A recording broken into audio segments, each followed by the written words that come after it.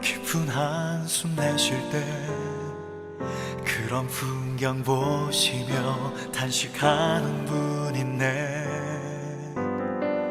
그와 같이 너희를 버려두지 않으리. 내가 너희와 영원히 함께하리라. 성령이 오셨네, 성령이 오셨네, 내 주에 보내신 성령이 오셨네. 우리 인생 가운데 친히 찾아오셔서 그 나라 꿈꾸게 하시네.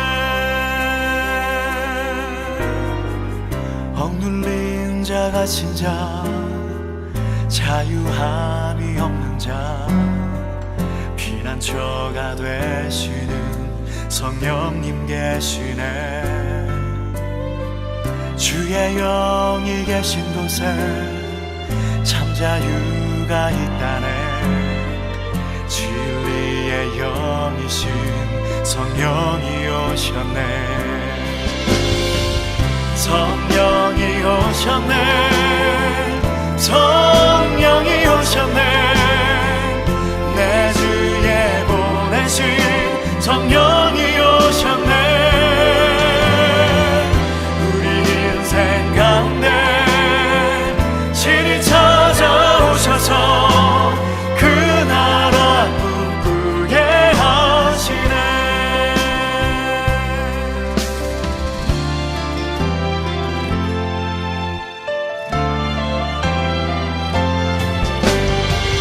성령이 오셨네, 내 주에 보내신 성령이 오셨네. 우리 인생 가운데 친히 찾아오셔서 그 나라 꿈꾸게 하시네. 성령이 오셨네, 성령이 오셨네, 내 주에 보내신 성령이 오셨네. 우리 인생 가운데 친히 찾아오셔서 그 나라 꿈꾸게 하시네.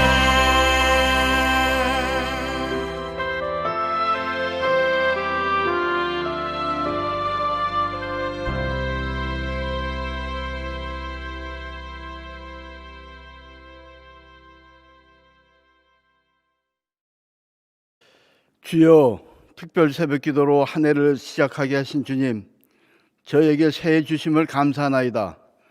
묵은 허물들을 주님의 은총으로 용서하시고 죄악과 욕심과 세상의 쾌락과 교만으로 사는 저희를 용서하소서. 새로운 설계에 성령님 함께 하소서.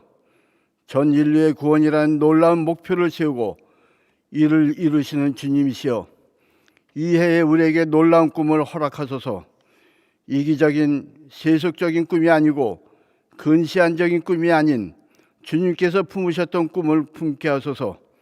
주님께서 저에게 주신 하루 중에서 가장 소중한 시간을 주님께 바칩니다. 주님께서 주신 다른 것들 가운데서도 가장 소중한 부분을 주님께 바치게 하소서.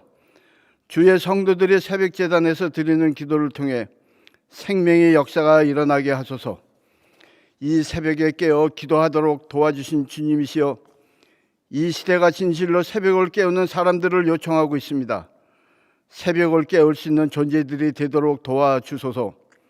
오해에 굴복하지 않게 하시며 답답한 환경에 주저앉지 말게 하소서. 사람의 눈으로는 벗어날 길이 없는 위기이지만 주님께서 마련하신 큰 길이 있음을 알게 하소서. 주님, 기도의 열쇠로 이 아침을 열게 하소서. 저녁에 기도의 자물쇠로 이 하루를 닫을 때까지 주여 도우소서. 남들보다 일찍 시작한 이 하루에 더 많은 열매를 거둘 수 있도록 도우소서. 이 해의 모든 날들이 주님께서 내게 허락하신 최초의 날인 것처럼 신선한 의욕으로 가득하게 하시고 올해의 모든 나날이 예배드리는 자세로 이어지게 하소서. 의와 진리의 거룩함으로 새 옷을 입고 이 해를 보내게 하소서. 빛의 갑옷을 입고 지나게 하소서. 이때가 자다가 깰 때임을 알게 하소서.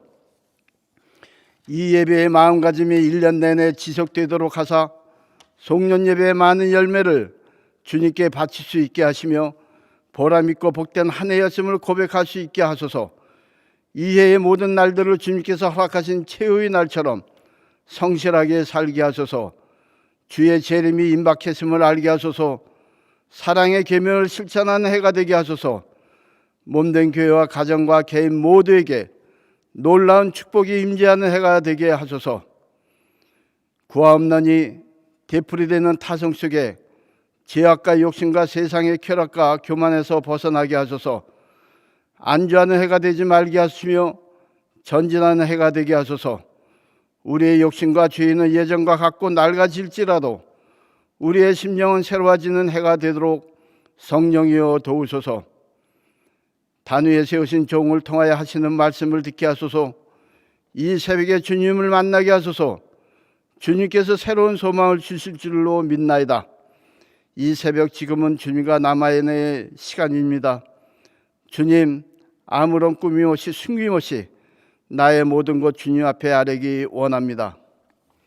자신에게도 하지 못했던 이야기를 이 시간 주님께 하기를 원합니다. 주여, 이 시간이 나만을 위한 기도로 끝나지 않게 하소서. 우리가 이웃에 대해 베풀 수 있는 제일 큰 사랑은 그를 기억하며 기도하는 것임을 고백합니다. 이 사랑을 실천할 수 있는 시간을 주시니 감사합니다.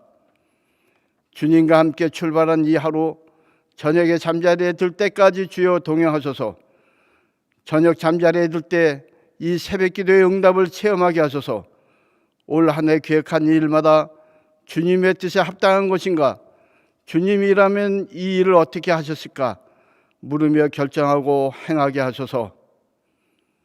이제 한 해의 주께서 계획하신 일과를 향하여 행진해 나가겠나이다. 힘을 주소서. 새벽 기도의 본을 보이신 예수님 이름으로 기도드립니다. 아멘.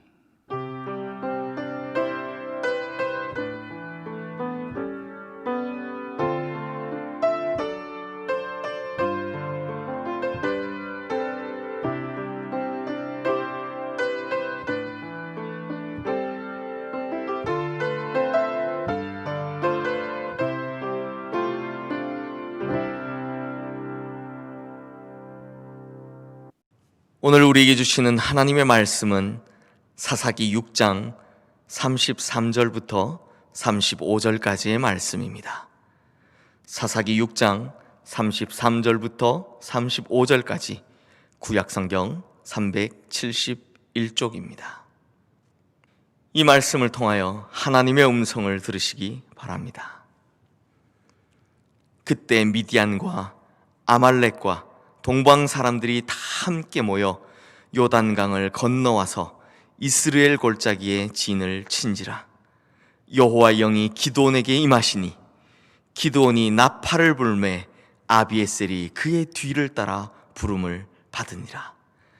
기드온이 또 사자들을 온 므낫세에 두루 보내매 그들도 모여서 그를 따르고 또 사자들을 아셀과 스불론과 납달리에 보내매 그 무리도 올라와 그를 영접하더라. 아멘.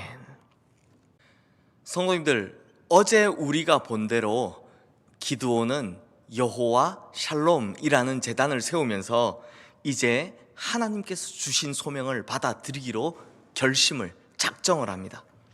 그러고 나자 하나님께서 기드온에게 첫 번째로 해야 할 일에 대해서 명하시는데요, 본문 위에 있는 25절, 26절 말씀에 보면 하나님께서 기드온에게 시키신 첫 번째로 해야 할 일이 나오는데, 그것은 바로 자기 아버지 집에 있는 바알의 제단을 헐고 아세라 상을 찍어버리라 라는 것이었습니다.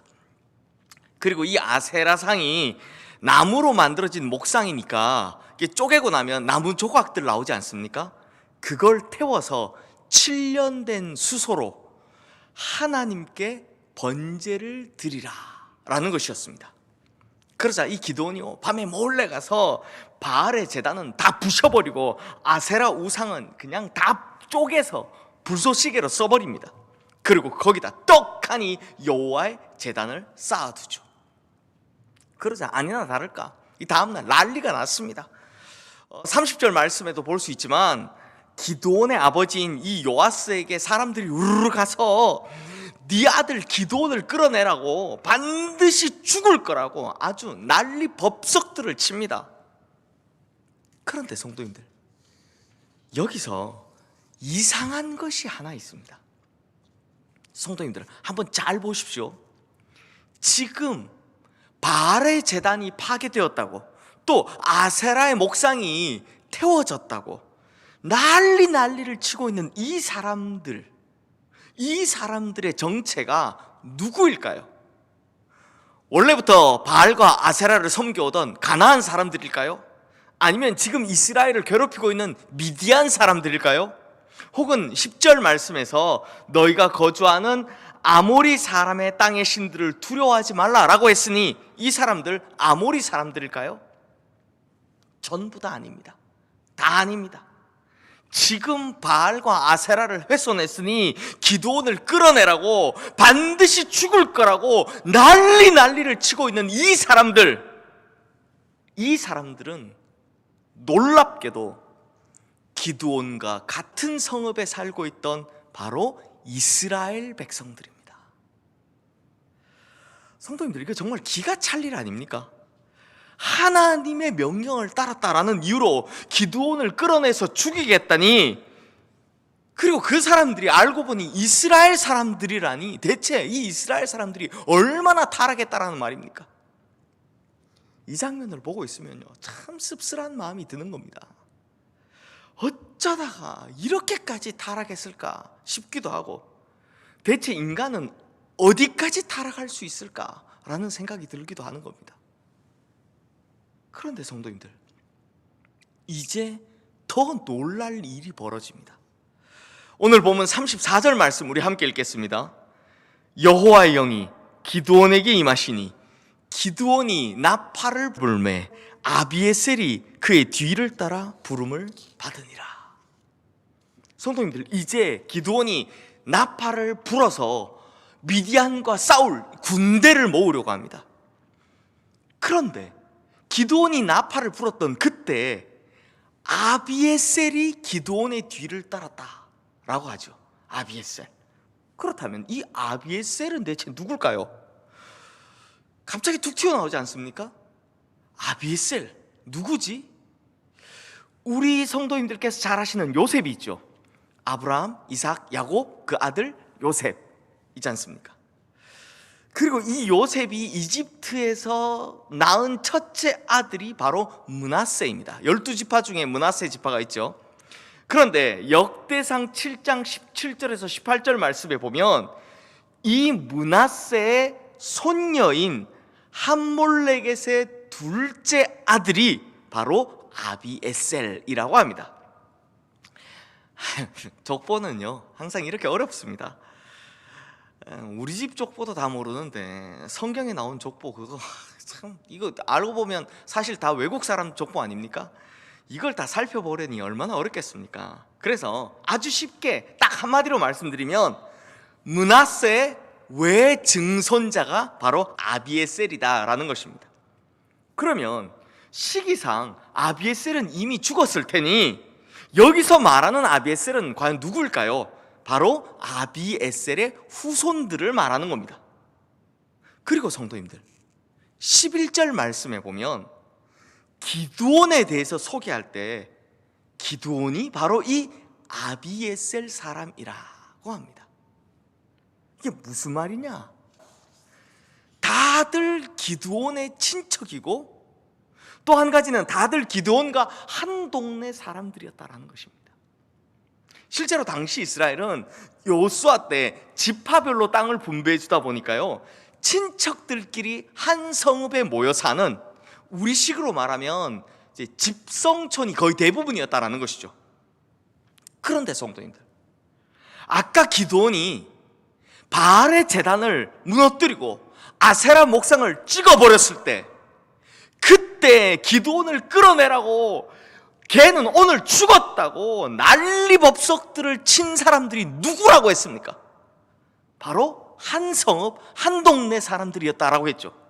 그러니까 바로 이 사람들인 겁니다. 바로 기드온의 친척들, 가족들, 아비에셀 사람들이었다라는 것입니다. 그렇다면 성도님들, 이거 너무 이상하지 않습니까? 좀 전에 봤을 때는 어쩜 저렇게까지 타락할 수 있을까 했던 그 사람들인데, 지금은 완전히 다른 사람들이 되어서 미디안 연합 군대를 물리치기 위해 군대를 소집하는 그 기드온의 나팔 소리에 가장 먼저 앞장서고 있다라는 것입니다. 야, 이거 참 이해되지 않죠? 와, 어떻게 저렇게까지 타락했을까? 막 기드온 죽이라고 막 바알과 아세라 무너뜨렸다고 그랬던 그 사람들이 지금 군대 나팔 부니까 기드온 따라서 제일 먼저 나오더라라는 겁니다. 그렇다면 성도님들, 오늘 우리는 바로 이 대목에서 신앙의 비결을 하나 깨달아야 합니다. 뭘 깨달아야 되냐? 대체 기드온이 뭘 어쨌길래 이렇게 됐냐라는 거죠.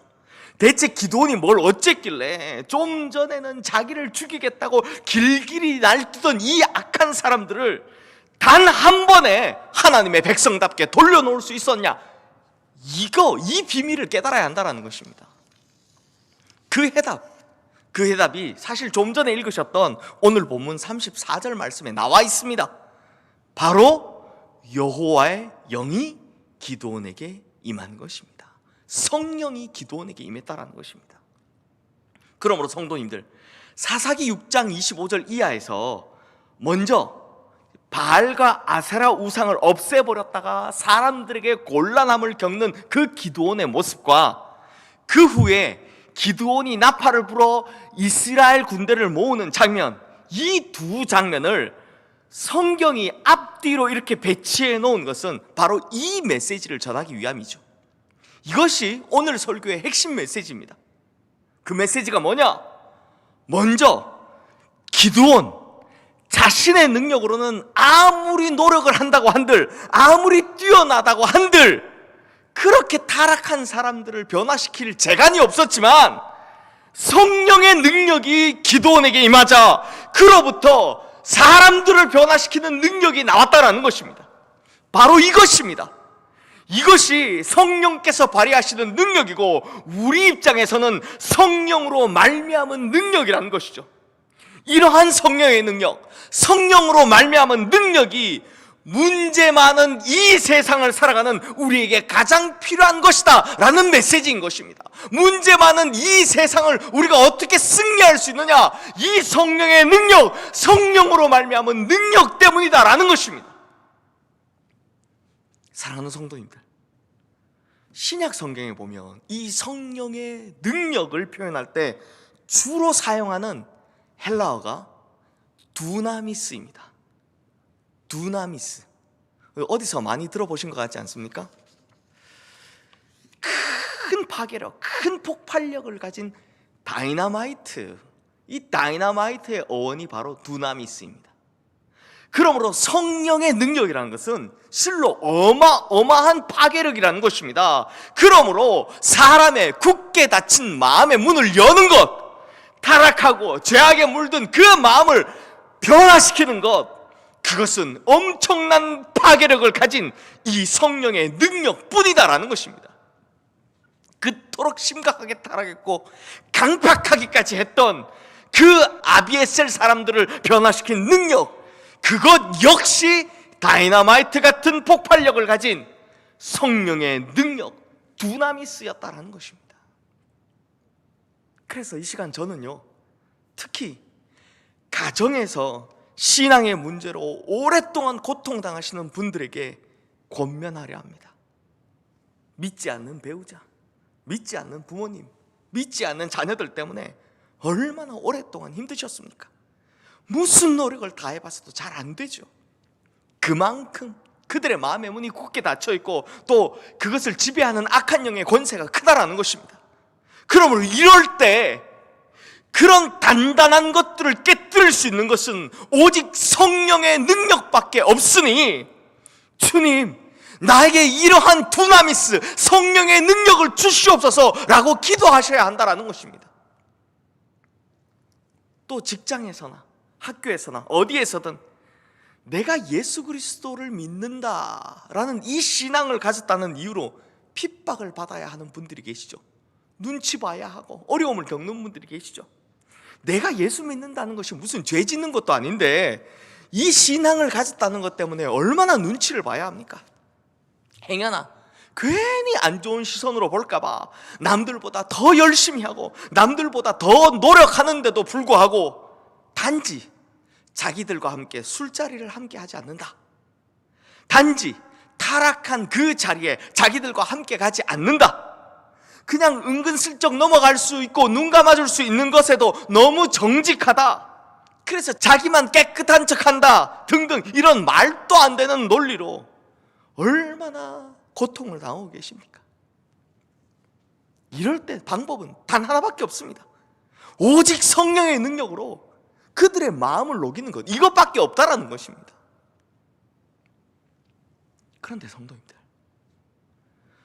코로나 이후의 시대를 맞이하는 교회에게도 지금 이러한 성령의 능력이 절실히 필요합니다.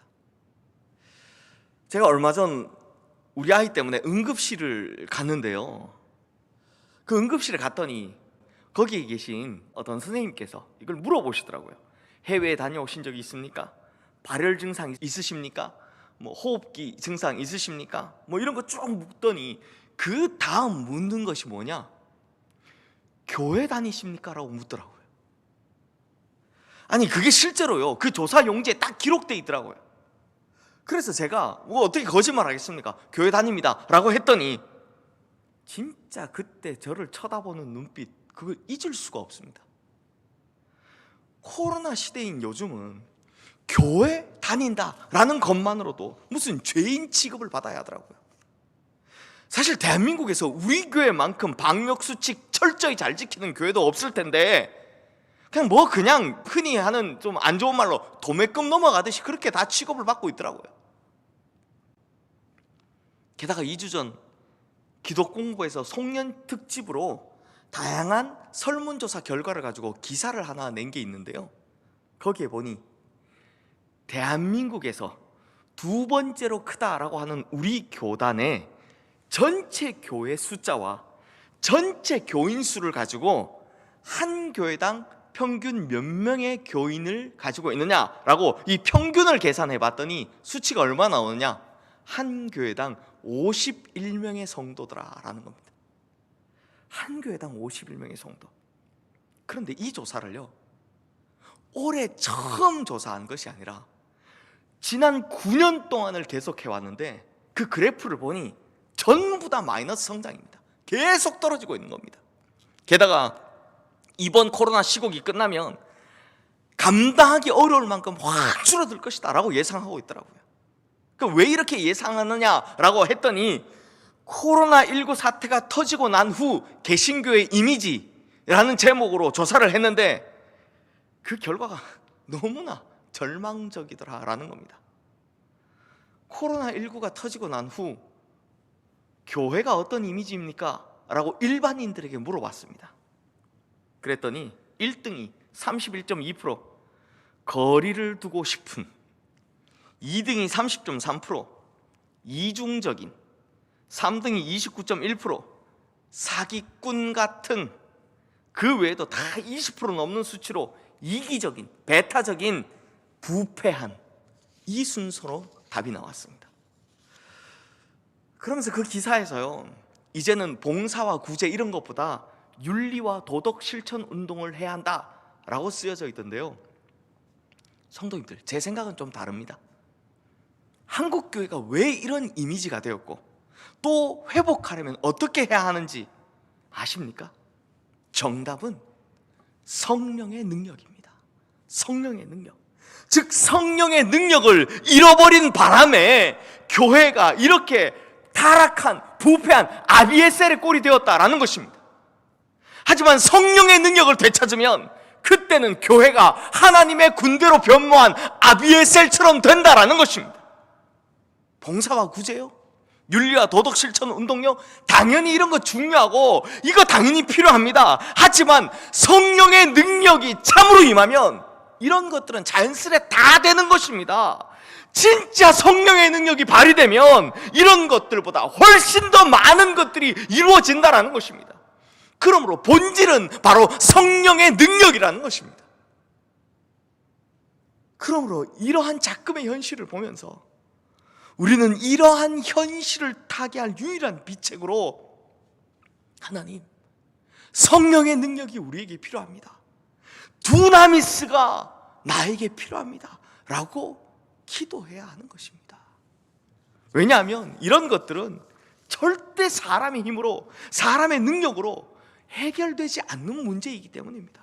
보십시오, 기드온도요, 바알의 제단을 파괴하고 아세라 목상을 찍어 불태우는 등 분명히 옳은 일을 했습니다. 분명히 옳은 일을 했지만 자신의 힘만으로 했던 결과는 결국 곤란함을 겪는 것뿐이었습니다.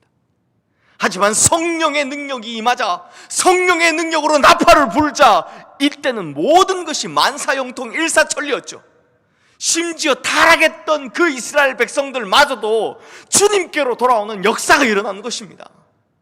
이와 마찬가지로 우리는 성령의 능력을 힘입어 살아가야 하는 것입니다. 사랑하는 성도님들, 예수님께서 공생애를 시작하시면서 가장 먼저 한 일이 무엇인지 아십니까? 무엇일까요? 세례를 받으셨나요? 아니면 마귀에게 시험 받으셨나요? 금식하셨나요? 다 맞습니다. 그런데요, 진짜 가장 먼저 하신 일이 뭐냐? 누가복음 4장 1절 말씀에 의하면 예수님께서 가장 먼저 하신 것은 성령의 충만함을 입는 것이었습니다. 성령의 충만함을 입는 것. 그 이후에 광야에서 40일간 금식하시고 마귀의 3가지 시험도 다 물리치시죠. 그리고 나서 그 다음에 또 무슨 내용이 나오느냐? 누가복음 4장 14절 말씀에 의하면 성령의 능력을 가지고 갈릴리로 돌아가셨다. 이제 사역지로 돌아가셨다라는 것입니다. 그래서 공동번역 성경에 보니까요, 이 두 구절 모두를 성령을 가득히 받고 라고 번역을 하고 있습니다. 그러므로 성도님들, 심지어 예수님께서도 성령의 능력을 가득히 받은 후 사역을 시작하셨다는 것입니다. 즉 성령의 능력이 없으면 안 된다라는 것입니다. 그것도 가득히 있어야 한다라는 것입니다. 성도님들, 오늘 특별 새벽기도회 영상 첫 시작에서 이전처럼 찬송가를 하지 않고 특별히 성령이 오셨네 라는 찬양을 했죠. 가사 하나하나가 너무 오늘 설교와 잘 맞아서 이 찬양을 골랐습니다. 이 찬양의 가사가 이렇죠. 허무한 시절 지날 때, 깊은 한숨 내쉴 때 그런 풍경 보시며 탄식하는 분 있네. 고와 같이 너희를 버려두지 않으리. 내가 너희와 영원히 함께 하리라. 성령이 오셨네. 성령이 오셨네. 내 주에 보내신 성령이 오셨네. 우리 인생 가운데 친히 찾아오셔서 그 나라 꿈꾸게 하시네. 성도님들, 이 가사처럼 주님께서는 결코 우리를 그와 같이 내버려 두지 않으실 줄 믿습니다. 그리고 다시 한번 우리와 함께 하시기 위해 성령을 보내주실 줄로 믿습니다. 그러면 그때 성령의 두나미스, 성령의 그 엄청난 능력이 다시 한번 우리에게, 또 우리를 통해 발휘될 줄로 믿습니다. 그러므로 우리 성도님들, 오늘 이 새벽 성령의 능력을 가득히 충만히 체험으로 우리의 삶의 모든 문제들 뿐만 아니라 우리가 살아가는 이 세상의 모든 문제들까지 싹 다 해결해 나가시는 우리 성도님들 되시기를 주님의 이름으로 축원합니다. 기도하겠습니다. 하나님 아버지, 결국 정답은 성령의 능력이었습니다. 결국 해답은 성령님의 두나미스였습니다. 우리가 우리 힘으로 이렇게 노력하고 그렇게 애써봤지만 해결되지 않았던 그 모든 문제들의 해답, 그것은 바로 성령의 능력에 있음을 우리가 이제 깨닫습니다.